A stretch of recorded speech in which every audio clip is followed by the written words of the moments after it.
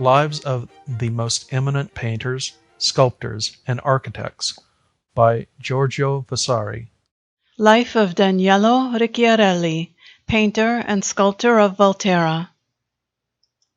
Daniello, when he was a lad, learned to draw a little from Giovanni Antonio Sodoma, who went at that time to execute certain works in the city of Volterra. And when Sodoma had gone away, he made much greater and better proficience under Baldassare Peruzzi than he had done under the discipline of the other. But to tell the truth, for all that, he achieved no great success at that time, for the reason that in proportion as he devoted great effort and study to seeking to learn, being urged by a strong desire, even so, on the other hand, did his brain and hand fail him. Wherefore in his first works, which he executed at Volterra, there is evidence of very great, nay, infinite labor, but not yet any promise of a grand or beautiful manner, nor any grace, charm, or invention, such as have been seen at an early hour in many others who have been born to be painters, and who, even in their first beginnings, have shown facility, boldness, and some indication of a good manner. His first works, indeed, seem in truth as if done by a melancholic, being full of effort and executed with much patience and expenditure of time. But let us come to his works, leaving aside those that are not worthy of attention. In his youth he painted in fresco at Volterra the façade of Messer Mario Meffi in chiaroscuro, which gave him a good name and won him much credit. But after he had finished it, perceiving that he had there no competition that might spur him to seek to rise to greater heights, and that there were no works in that city, either ancient or modern, from which he could learn much, he determined at all costs to go to Rome, where he heard that there were not at that time many who were engaged in painting, except Perino del Vaga. Before departing, he resolved that he would take some finished work that might make him known, and so, having painted a canvas in oils of Christ scourged at the column, with many figures, to which he devoted all possible diligence, availing himself of models and portraits from life, he took it with him, and having arrived in Rome, he had not been long there before he contrived by means of friends to show that picture to Cardinal Triolzi, whom it satisfied in such a manner that he not only bought it, but also conceived a very great affection for Daniello. And a short time afterwards he sent him to work in a village without Rome, belonging to himself, called Salone, where he had built a very large house, which he was having adorned with fountains, stucco work, and paintings, and in which at that very time Gian Maria da Milano and others were decorating certain rooms with stucco and grotesques. Arriving there, then, Daniello, both out of emulation and from a desire to serve that Lord, from whom he could hope to win much honor and profit, painted various things in many rooms and loggie, in company with the others, and in particular executed many grotesques, full of various little figures of women. But the work that proved to be more beautiful than all the rest was a story of Phaethon, executed in fresco with figures of the size of life, and a very large river god that he painted there, which is a very good figure. And all these works, since the above-named cardinal went often to see them, and took with him now one and now another of the cardinals, were the reason that Daniello formed a friendship and bonds of service with many of them.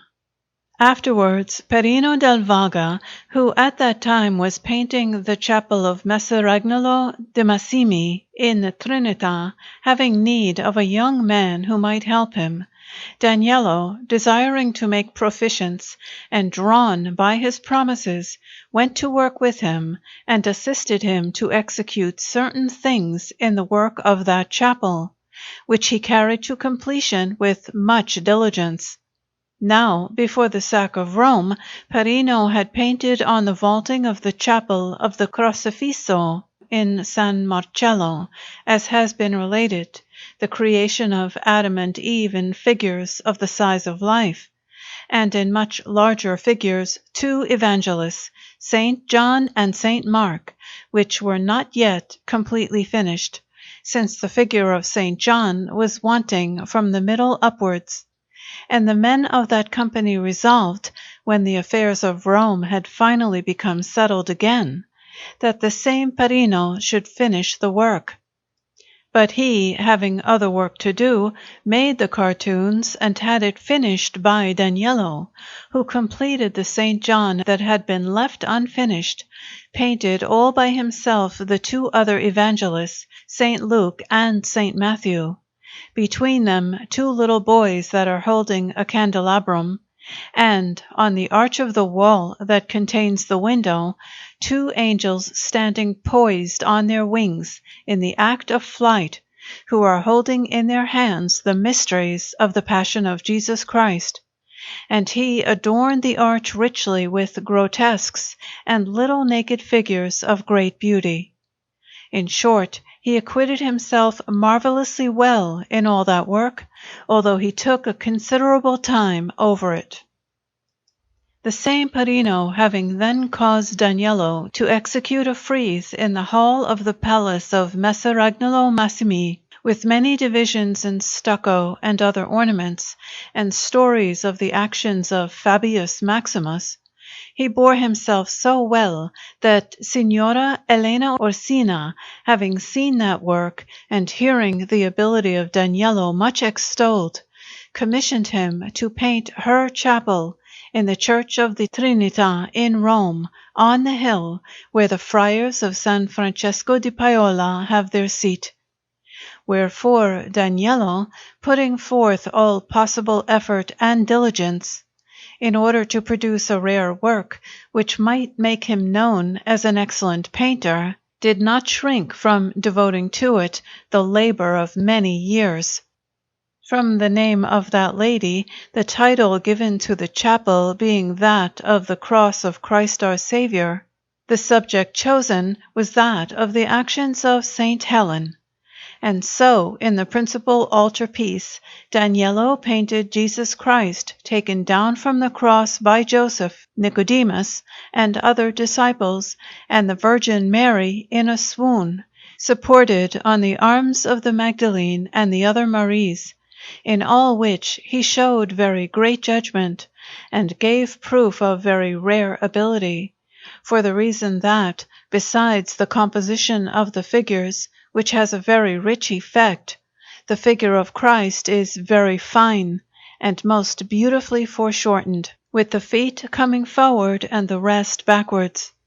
Very beautiful and difficult likewise are the foreshortenings in the figures of those who, having removed him from the cross, support him with some bands, standing on some ladders, and revealing in certain parts the nude flesh, executed with much grace. Around that altarpiece he made an ornament in stucco work of great beauty and variety, full of carvings, with 2 figures that support the pediment with their heads, while with one hand they hold the capital, and with the other they seek to place the column, which stands at the foot on the base, below the capital to support it, which work is done with extraordinary care.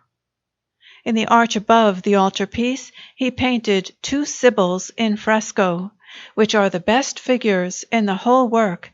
and those Sibyls are one on either side of the window, which is above the center of the altarpiece, giving light to the whole chapel. The vaulting of the chapel is divided into 4 compartments by bizarre, well-varied, and beautiful partitions of stucco work and grotesques, made with new fantasies of masks and festoons. And in those compartments are 4 stories of the cross and of Saint Helen, the mother of Constantine. In the first is the scene when, before the Passion of the Savior, 3 crosses are constructed. In the second, Saint Helen commanding certain Hebrews to reveal those crosses to her. In the third, the Hebrews not consenting to reveal them, she causes to be cast into a well him who knows where they are. And in the fourth, he reveals the place where all 3 are buried. Those 4 scenes are beautiful beyond belief and executed with great care. On the side walls are 4 other scenes, 2 to each wall, and each is divided off by the cornice that forms the impost of the arch, upon which rests the groined vaulting of the chapel. In one is Saint Helen, causing the Holy Cross and the 2 others to be drawn up from a well, and in the second is that of the Saviour healing a sick man. Of the pictures below, in that on the right hand is the same Saint Helen, recognizing the cross of Christ, because it restores to life a corpse upon which it is laid. To the nude flesh of which corpse Daniello devoted extraordinary pains, searching out all the muscles and seeking to render correctly all the parts of the body, as he also did in those who are placing the cross upon it, and in the bystanders, who are all struck with amazement by the sight of that miracle. And in addition, there is a bier of bizarre shape, painted with much diligence, with a skeleton embracing it, executed with great care, and with beautiful invention. In the other picture, which is opposite to the first, he painted the Emperor Heraclius, walking barefoot and in his shirt, and carrying the cross of Christ through the gate of Rome, with men, women, and children kneeling, who are adoring it, many lords in his train, and a groom who is holding his horse. Below each scene, forming a kind of base, are 2 most beautiful women in chiaroscuro, painted in imitation of marble, who appear to be supporting those scenes. And under the first arch on the front side, he painted on the flat surface, standing upright, 2 figures as large as life, a San Francesco di Paola, the head of the order that administers the above-named church, and a Saint Jerome robed as a cardinal, which are 2 very good figures, even as are those of the whole work, which Daniello executed in 7 years, with incalculable labor and study. But since pictures that are executed in that way have always a certain hard and labored quality, the work is wanting in the grace and facility that give most pleasure to the eye. Wherefore Daniello, himself confessing the fatigue that he had endured in the work, and fearing the fate that did come upon him, namely, that he would be censured, made below the feet of those 2 saints to please himself, and, as it were in his own defense, 2 little scenes of stucco in low relief, in which he sought to show that, although he worked slowly and with effort, nevertheless, since Michelangelo Buonarroti and Fra Sebastiano del Piombo were his friends, and he was always imitating their works and observing their precepts, his imitation of those 2 men should be enough to defend him from the biting words of envious and malignant persons, whose evil nature must perforce be revealed, although they may not think it. In one of these scenes, then, he made many figures of satyrs that are weighing legs, arms, and other members of figures with a steelyard, in order to put on one side those that are correct in weight and satisfactory, and to give those that are bad to Michelangelo and Fra Sebastiano, who are holding conference over them. And in the other is Michelangelo looking at himself in a mirror, the significance of which is clear enough. At 2 angles of the arch, likewise, on the outer side, he painted 2 nudes in chiaroscuro, which are of the same excellence as the other figures in that work.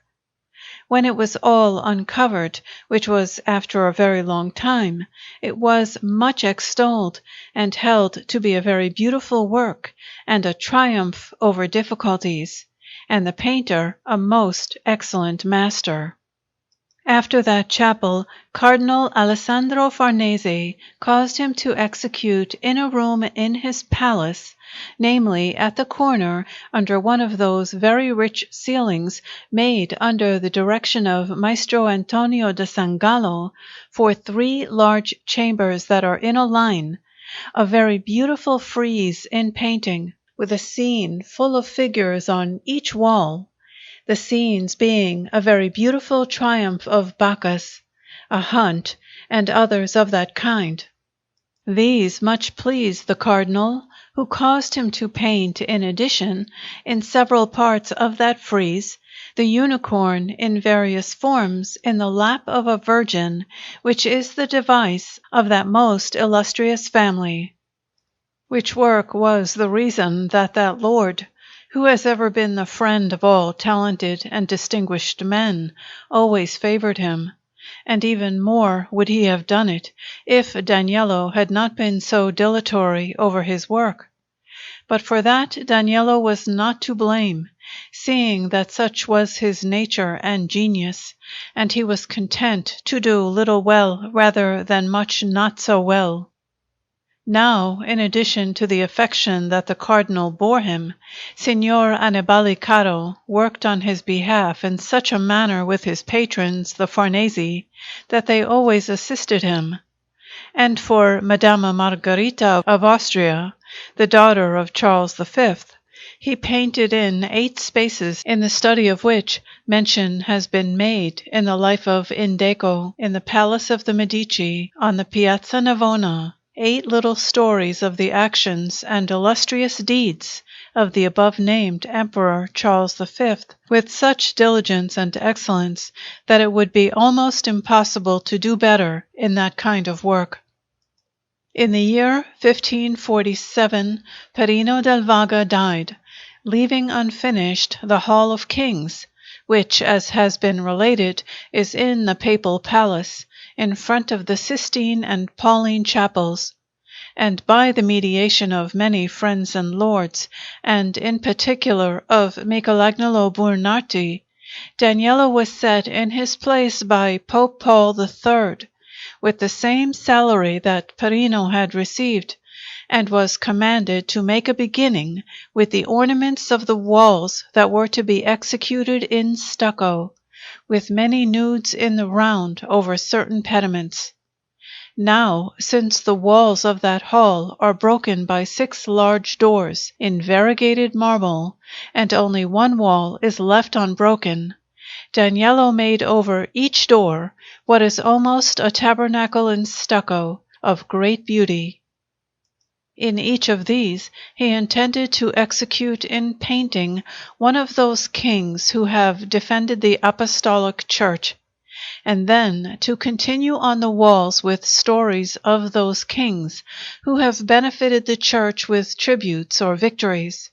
so that in all there were to be 6 stories and 6 niches. After those niches, or rather tabernacles, Daniello, with the aid of many assistants, executed all the other very rich decorations in stucco that are to be seen in that hall, studying at the same time over the cartoons for all that he had proposed to do in that place in the way of painting.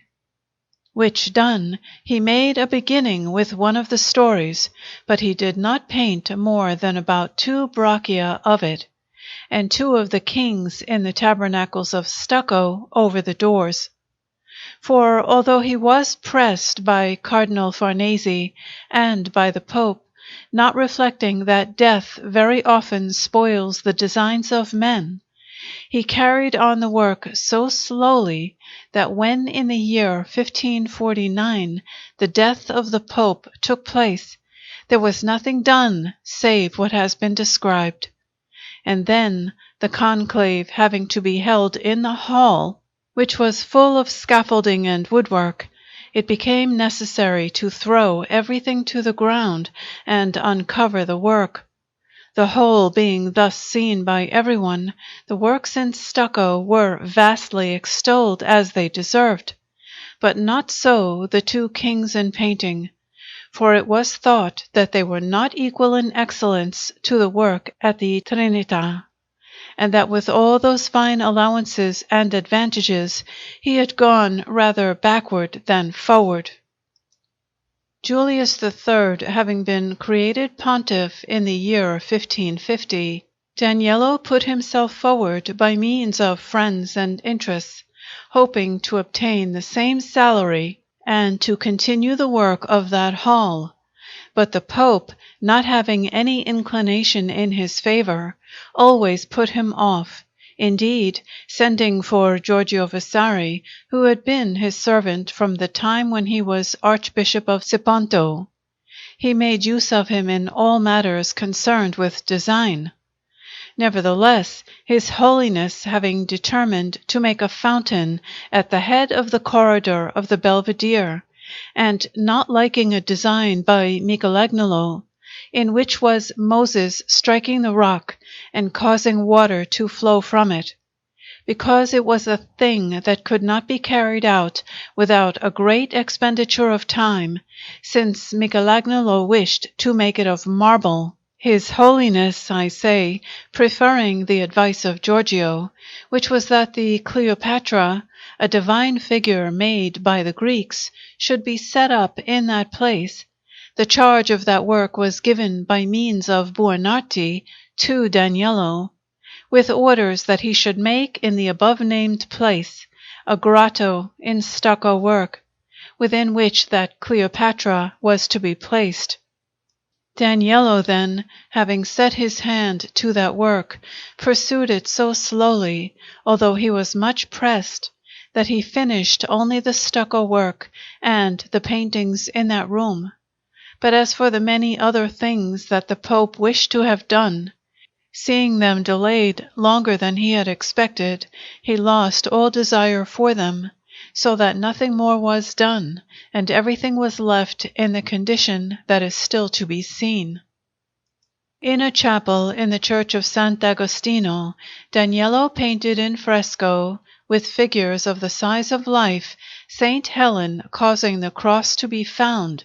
and in two niches at the sides Santa Cecilia and Santa Lucia, which work was painted partly by him and partly, after his designs, by the young men who worked with him, so that it did not prove as perfect as his others. At this same time there was allotted to him by Signora Lucrezia della Rovere a chapel in the Trinità, opposite to that of Signora Elena Orsina. In that chapel, having divided it into compartments with stucco work, he had the vaulting painted with stories of the Virgin, after his own cartoons, by Marco da Siena and Pellegrino da Bologna. On one of the walls he caused the Nativity of the Virgin to be painted by the Spaniard Bezerra, and on the other by Giovan Paolo Rossetti of Volterra, his disciple, the Presentation of Jesus Christ to Simeon. And he caused the same Giovan Paolo to execute two scenes that are on the arches above, Gabriel bringing the Annunciation to the Virgin and the Nativity of Christ. On the outer side, at the angles, he painted two large figures, and on the pilasters, at the foot, two prophets. On the altar front, Daniello painted with his own hand the Madonna ascending the steps of the temple,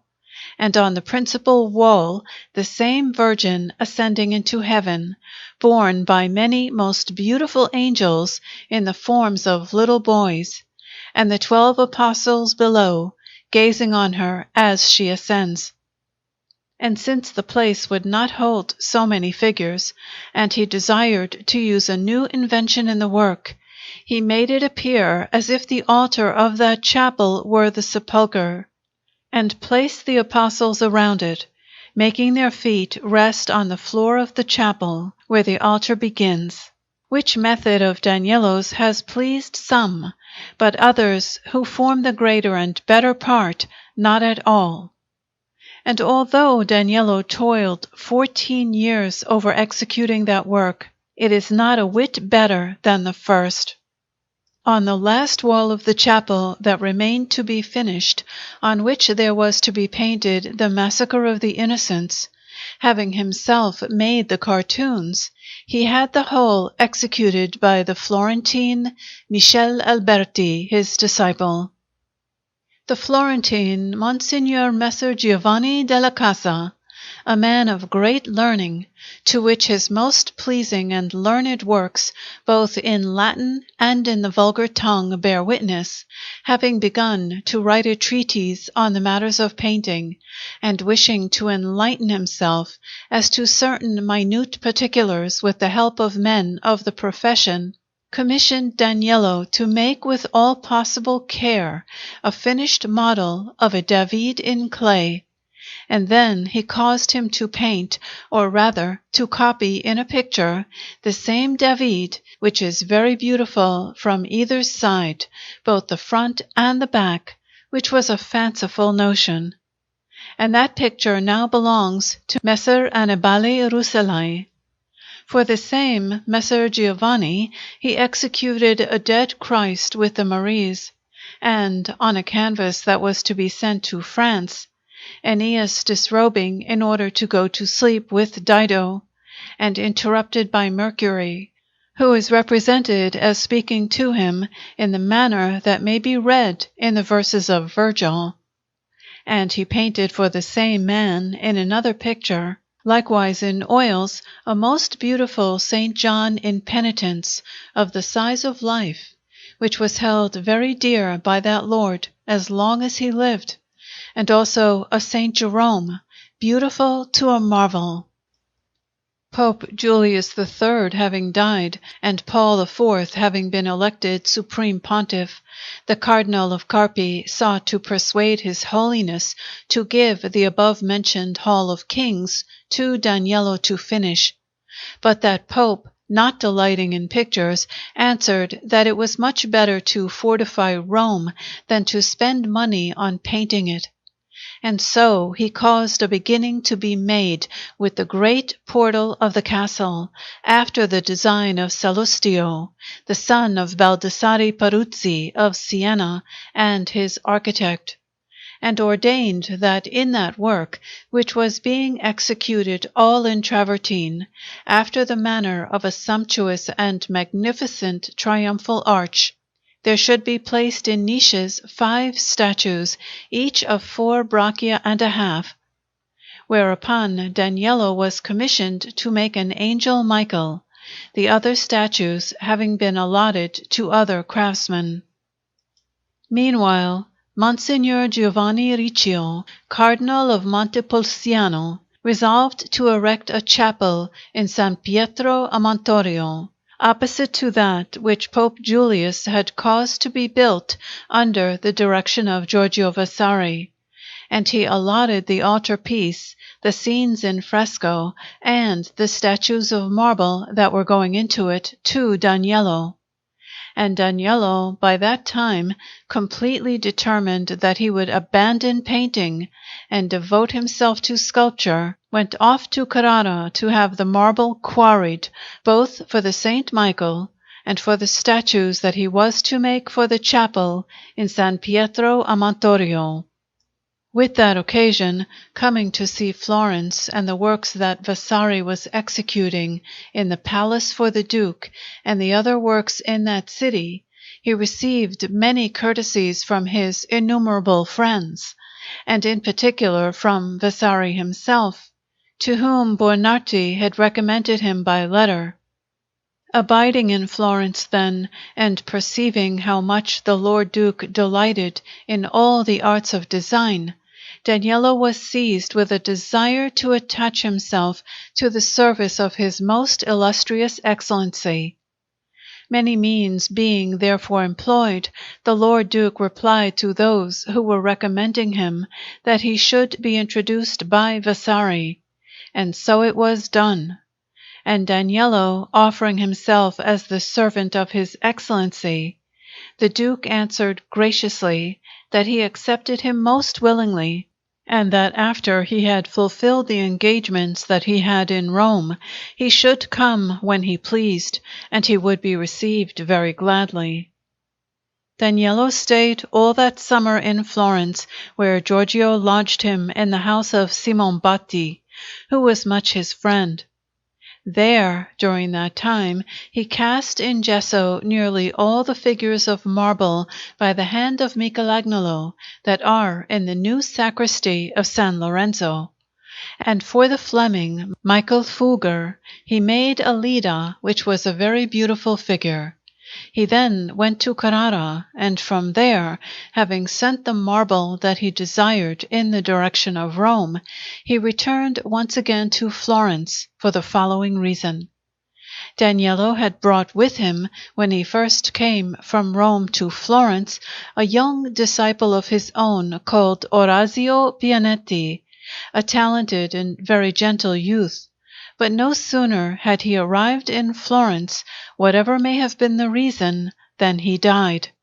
At which, feeling infinite grief and sorrow, Daniello, as one who much loved the young man for his fine qualities, and was not able to show his affection for him in any other way, returning that last time to Florence, made a portrait of him in marble, from the breast upwards, which he copied excellently well from one moulded from his dead body.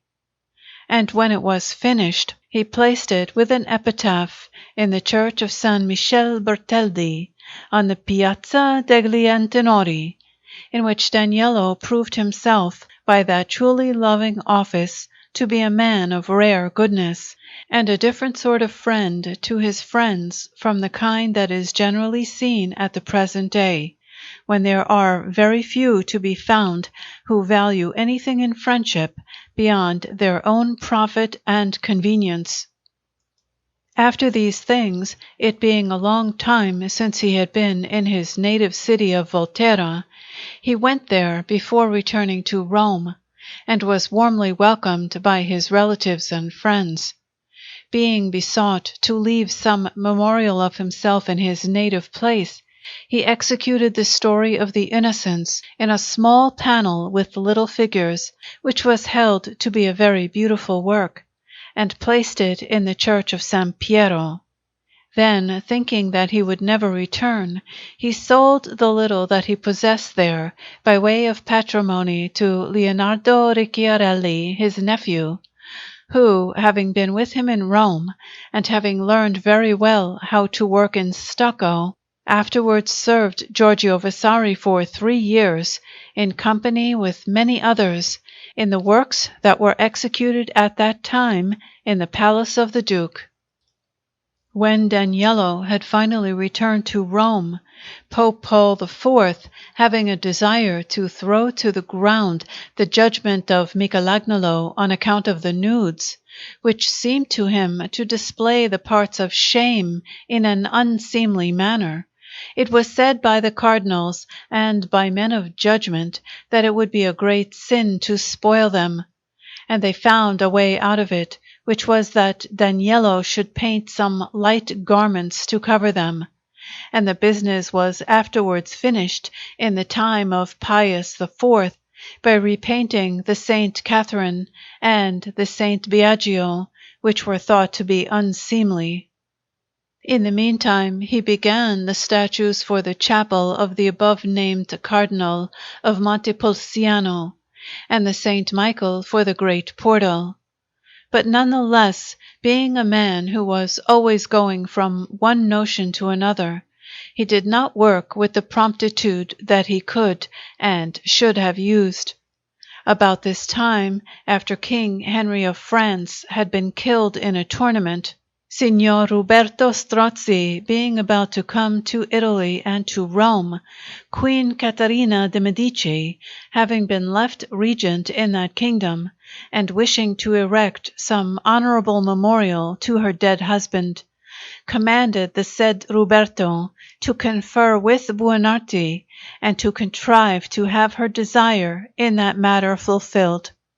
Wherefore, having arrived in Rome, he spoke long of the matter with Michelangelo, who, not being able, because he was old, to accept that undertaking himself, advised Signor Ruberto to give it to Daniello, saying that he would not fail to give him all the counsel and assistance that he could.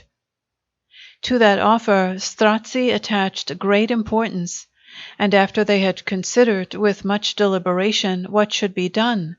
it was resolved that Daniello should make a horse of bronze all in one piece, 20 palms high from the head to the feet, and about 40 in length, and that upon it there should then be placed the statue of King Henry in armor, likewise of bronze. Daniello having then made a little model of clay after the advice and judgment of Michelangelo, which much pleased Signor Ruberto, an account of everything was written to France, and in the end an agreement was made between him and Daniello as to the method of executing that work, the time, the price, and every other thing.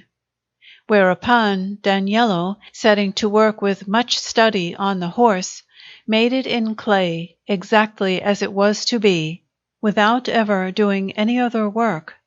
And then, having made the mold, he was proceeding to prepare to cast it, and the work being of such importance, was taking advice from many founders as to the method that he ought to pursue, to the end that it might come out well. When Pius IV, who had been elected pontiff after the death of Paul, gave Daniello to understand that he desired, as has been related in the life of Salviati, that the work of the Hall of Kings should be finished, and that therefore every other thing was to be put on one side. To which Daniello answered that he was fully occupied and pledged to the Queen of France, but would make the cartoons and have the work carried forward by his young men, and in addition would also do his own part in it. The Pope, not liking that answer, began to think of allotting the whole to Salviati. Wherefore Daniello, seized with jealousy, so went to work with the help of the Cardinal of Carpi and Michelangelo, that the half of that hall was given to him to paint, and the other half, as we have related, to Salviati, although Daniello did his utmost to obtain the whole, in order to proceed with it at his leisure and convenience without competition. But in the end the matter of that work was handled in such a manner that Daniello did not do there one thing more than what he had done before, and Salviati did not finish the little that he had begun, and even that little was thrown to the ground for him by certain malicious persons. Finally, after 4 years, Daniello was ready, so far as concerned him, to cast the above-mentioned horse, but he was obliged to wait many months more than he would otherwise have done, for want of the supplies of iron instruments, metal, and other materials that Signor Ruberto was to give him. But in the end, all these things having been provided, Daniello embedded the mold, which was a vast mass, between 2 furnaces for founding, in a very suitable room that he had at Monte Cavallo. The material being melted, and the orifices unstopped, for a time the metal ran well enough, but at length the weight of the metal burst the mold of the body of the horse, and all the molten material flowed in a wrong direction. At first this much troubled the mind of Daniello, but none the less, having thought well over everything, he found a way to remedy that great misfortune, and so, after 2 months, casting it a second time, his ability prevailed over the impediments of fortune, so that he executed the casting of that horse, which is a sixth or more larger than that of Antoninus, which is on the Campidoglio, perfectly uniform and equally delicate throughout.